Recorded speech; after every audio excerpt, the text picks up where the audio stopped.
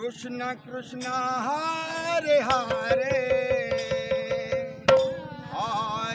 भक्त और भगवान संपर्क अतुट से भावर डोरी को केही चाहिए भी काटी पारिबेनी। ईश्वर विश्वासी ए मनीष भगवान को जेतिकी पूजा करती सेतिकी श्रद्धा मध्य करती। विश्वास थाए जे प्रभु निश्चिंत केबे ना केबे कौनसी ना कौनसी रूपरे दर्शन देबे।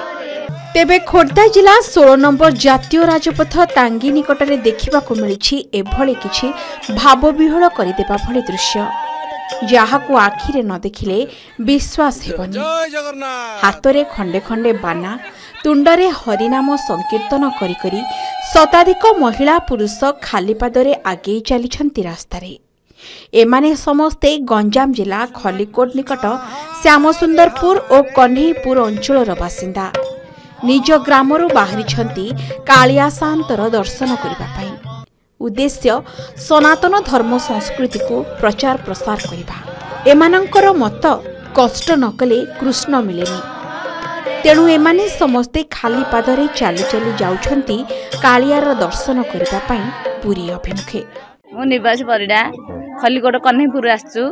आमे श्रीक्षेत्र को जाऊँ पाद यात्रा करिया को जाऊँ।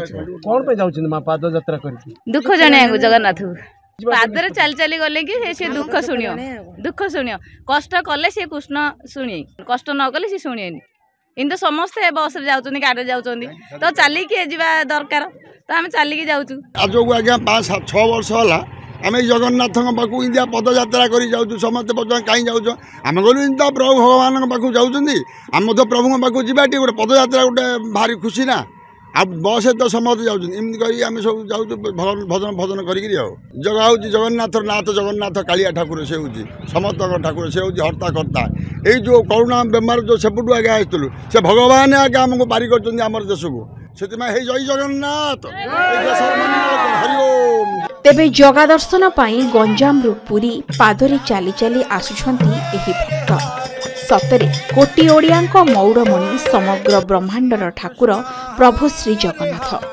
काहीं केउ अनंत कालरू प्रभु पूजा पाउछंती आम ओडिशा माटीर पुरी धामरे। तांकर टिके दर्शन पाइबा पाई सब घात प्रतिघात अतिक्रम करी काहीं केते बाटरू धाई आसी थाए भक्त। टांगीरू मनोज नायडू को रिपोर्ट, के न्यूज ओडिशा।